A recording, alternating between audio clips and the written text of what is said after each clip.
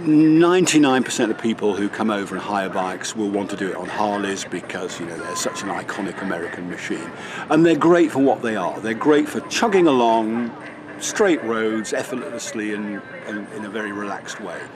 It wasn't what I wanted to do. I wanted a bike that was going to be more interesting to ride, and the Triumph certainly was that. It was light, it was agile, quite nimble, surprisingly comfortable as well. I mean, it's an unfared bike, had a nice screen, and I found doing, you know, 300 or more miles a day not a problem. I think the telling characteristic of that Triumph for me was that I never felt exhausted when I got off it, and I never felt reluctant to get on it the next day either. So, you know, I think that's the mark of a brilliant bike.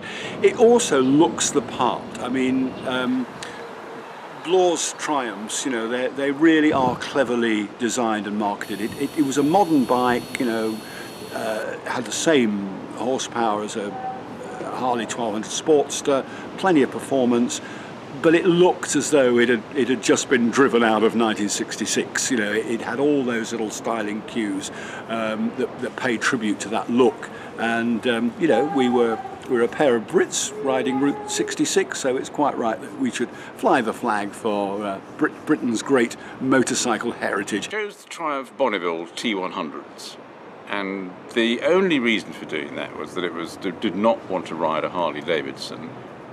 That, I think, was the main reason. Maybe you would like to BMW, maybe you liked some bikes, whatever it was, it did not want to be a Harley-Davidson, and I'm really pleased about that. And the Triumph's quite also a bike with sort of evocative history, Route 66, old Marlon Brando, old days. So it was a good choice in terms of the history, and beginning to feel as though there was sort of some connection between 1960s and the bike you were riding.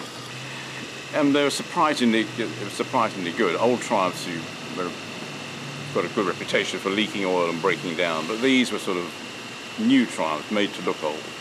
And they were wonderful. They were responsive, lively, very good on handling on the bends that there were, and light and sort of fairly nimble. And when you see the guys on their Harleys, sort of, you know, great big bikes, I just don't think that would have been a particularly wonderful choice for travelling down Route 66, especially on the bendy bits.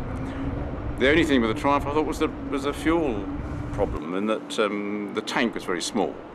So every 120 miles we're stopping because the warning light has come on, and we're needing to sort of get fuel, and I guess that's the only downside of the bike, really.